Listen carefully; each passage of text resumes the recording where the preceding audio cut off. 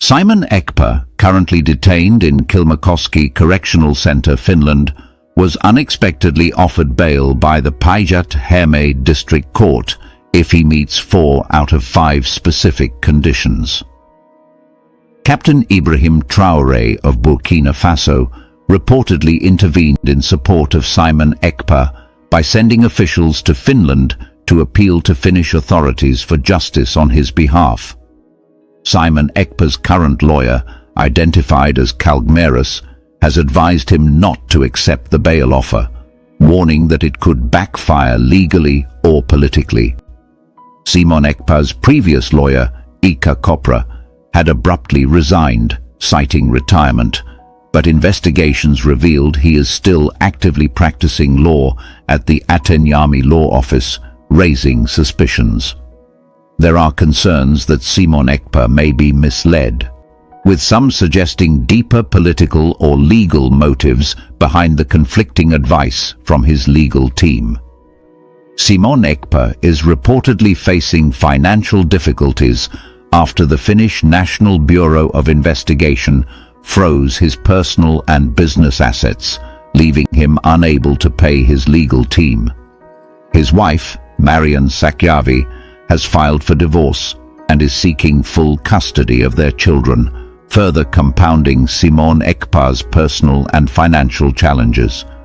Lawyer Kylmäkoski is portrayed as an experienced and high-profile Finnish attorney, possibly aware of risks unknown to the public, hence urging Simon Epka to reject bail. There is speculation that if Simon Epka accepts bail and returns home, he may face abduction or further legal dangers, similar to past incidents involving political dissidents. Simon Epka is currently facing one of the most difficult and uncertain periods of his life.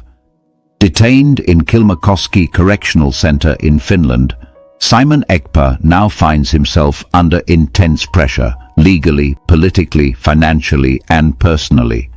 This is a man who once stood firm and strong in his activism, who had followers listening to his every word, and who carried the hopes of an entire movement on his shoulders.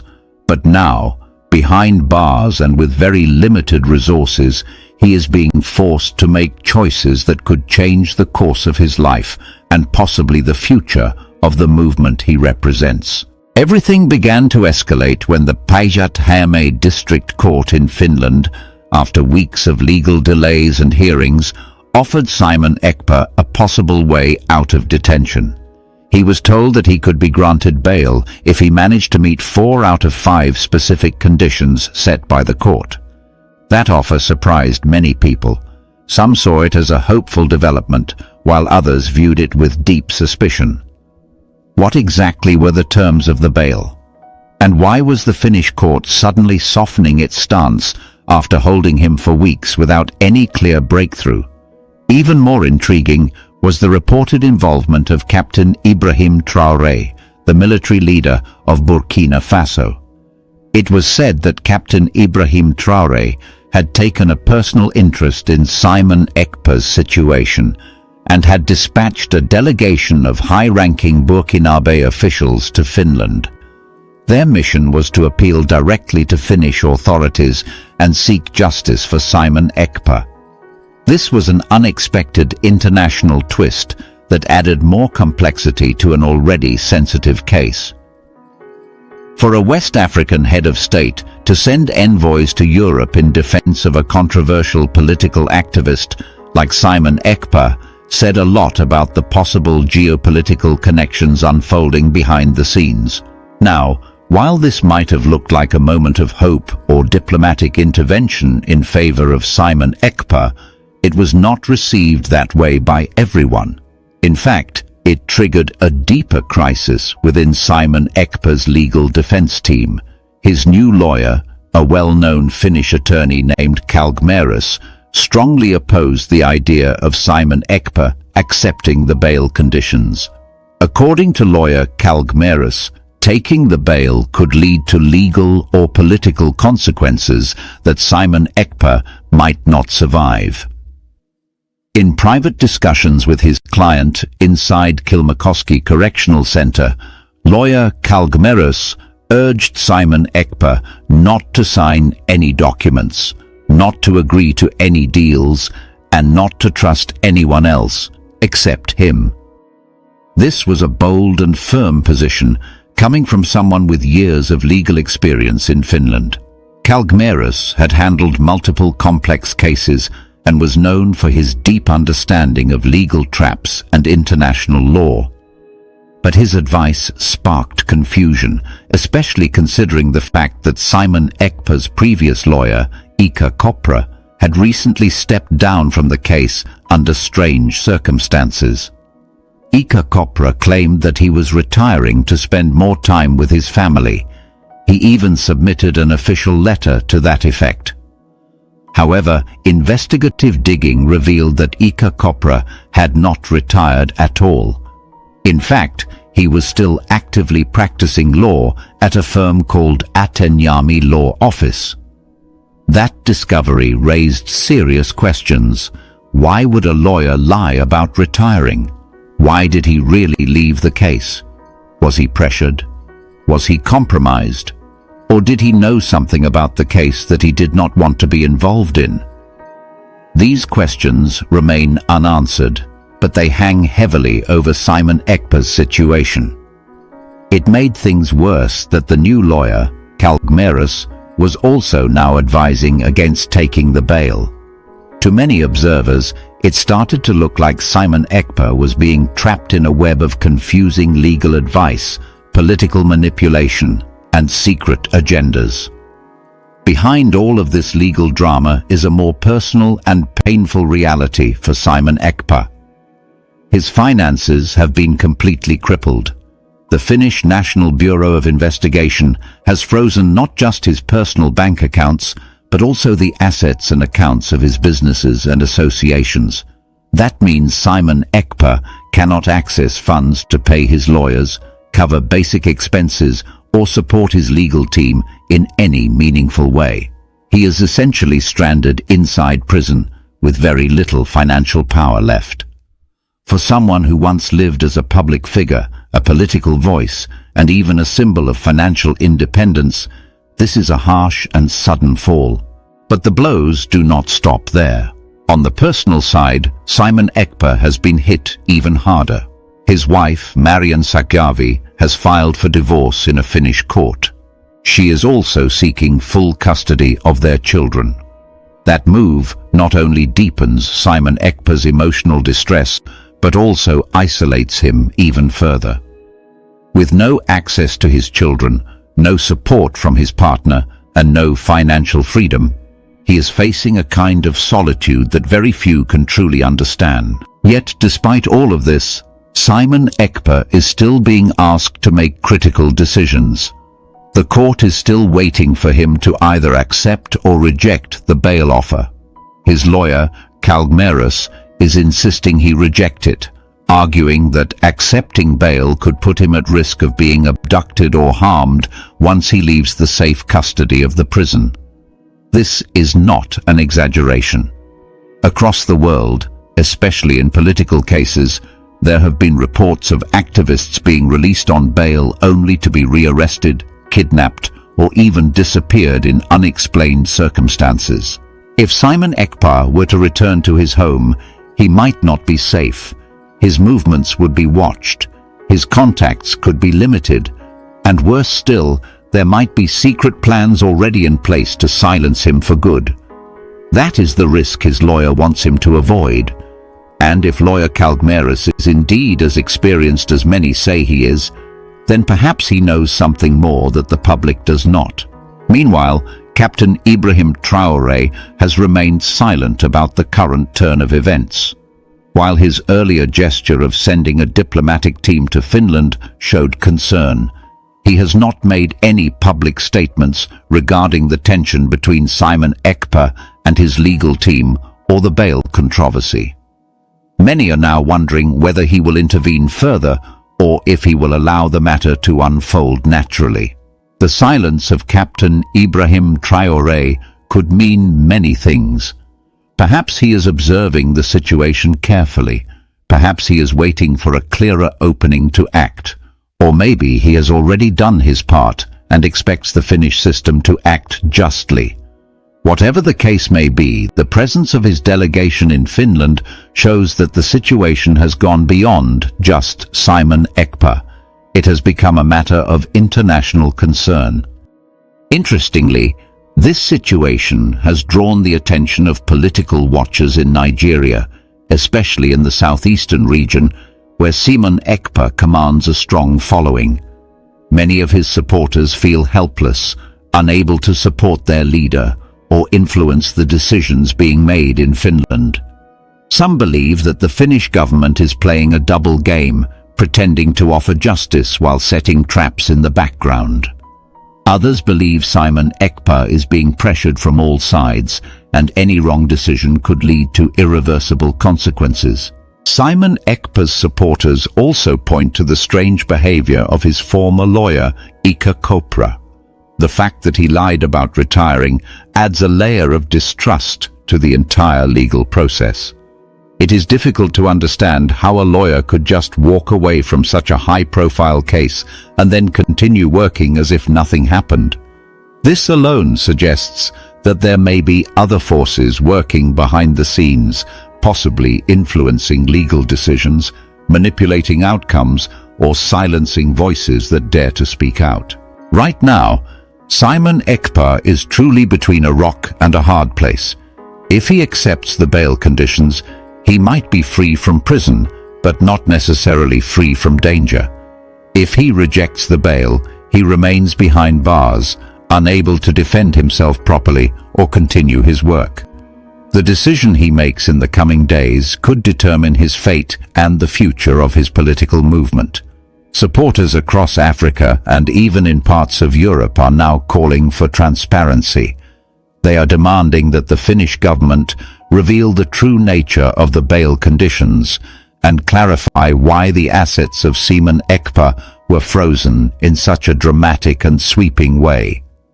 They want to know why his legal team is giving conflicting advice, why his previous lawyer left under suspicious circumstances, and why his personal life is being dragged through the mud at such a critical time.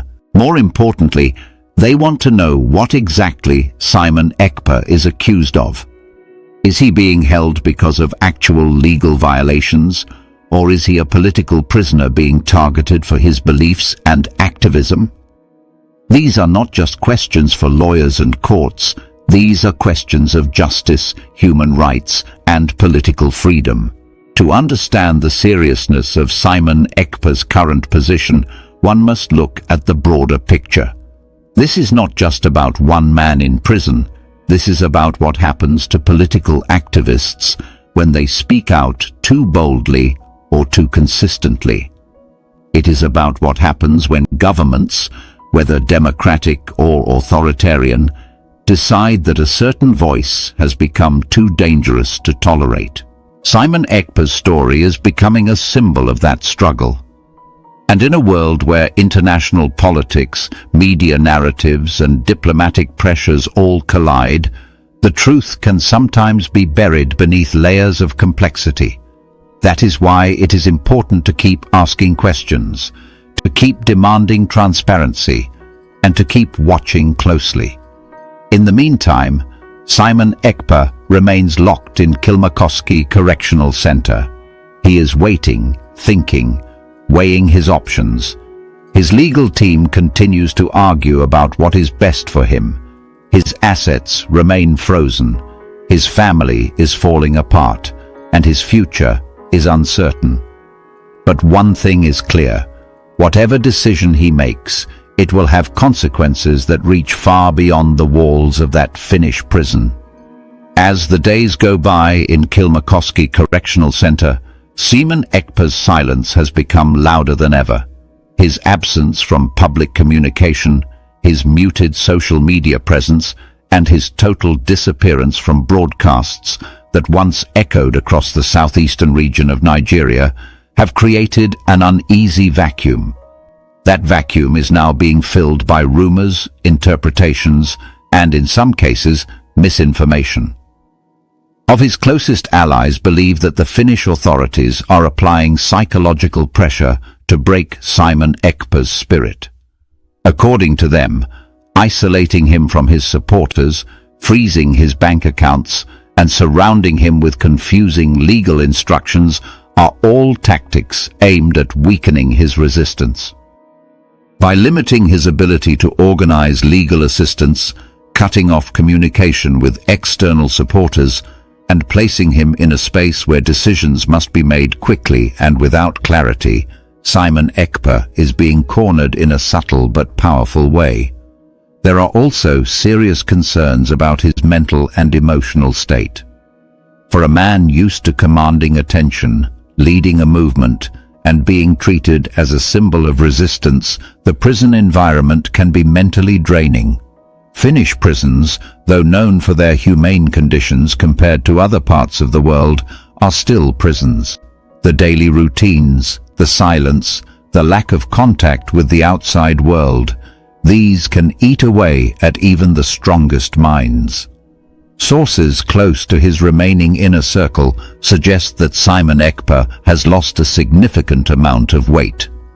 His usual confident posture has reportedly become more guarded, and his once sharp speeches have turned into quiet reflections with his lawyer. But the pressure is not only coming from inside Finland. International observers, particularly those in Africa, are watching closely. The African Union, while officially silent, is reportedly following the developments through informal diplomatic back channels. There is growing concern that Simon Ekpa's continued detention could trigger unrest in parts of Nigeria, especially if his supporters perceive that the European justice system is being used to silence African voices. Even more striking is the fear growing among other activists across Africa and the diaspora. If Simon Ekpa, a man who lives in a democratic country like Finland, can be detained and silenced, what hope is there for those in countries with fewer legal protections? This fear is pushing more civil society groups to quietly rally behind Simon Ekpa's cause. While they may not be doing so loudly for fear of legal retaliation or diplomatic tension, they are beginning to see his case as a test of how far governments will go to crush dissent, even when that dissent comes from outside their borders. Back in Nigeria, the vacuum created by Simon Ekpa's silence has led to internal friction within the Biafran movement. Without his regular voice directing operations, speeches and broadcasts, different factions have started to speak louder. Some commanders on the ground in southeastern Nigeria are reportedly taking independent decisions without consulting anyone. Others are beginning to question whether Simon Ekpa will ever return. A few more opportunistic elements have even attempted to hijack the movement, releasing contradictory statements, calling for power to be shifted, and claiming that the current leadership under Simon Ekpa is spiritually suspended. All of this confusion has placed the Biafra Liberation Army, the armed wing associated with Simon Ekpa, under enormous strain. Reports from inside Nigeria suggest that fighters are low on morale and direction. The absence of funds due to the asset freezes in Finland has dried up support lines. Some commanders have allegedly started withdrawing from active operations, citing lack of coordination and unclear leadership. Others remain loyal, but say they are waiting for a signal from Simon Ekpa, not knowing when or if that signal will come. And then there's the issue of betrayal. Among those who used to work with Simon Ekpa closely, some now suspect that elements within the movement may have cooperated with foreign intelligence services to bring him down. The strange behavior of his former lawyer, Epka, continues to fuel this suspicion. Why would a lawyer claim retirement only to be discovered working at another law firm? Was he working for another interest group all along? Did he pass on sensitive information about Simon Ekpa's plans, finances, or supporters? These are not baseless accusations. They are coming from people who knew Simon Ekpa's operations from the inside. Adding to the drama is the sudden disappearance of certain key financial supporters of the movement. Individuals who once donated large sums, who hosted Simon Ekpa during travels, or who publicly aligned themselves with his mission, are now distancing themselves. This is the end of our news update. Please click the icon on the top right corner of your screen to watch my next video. You will enjoy it. I will see you again in my next update. Enjoy the rest of your day. Goodbye for now.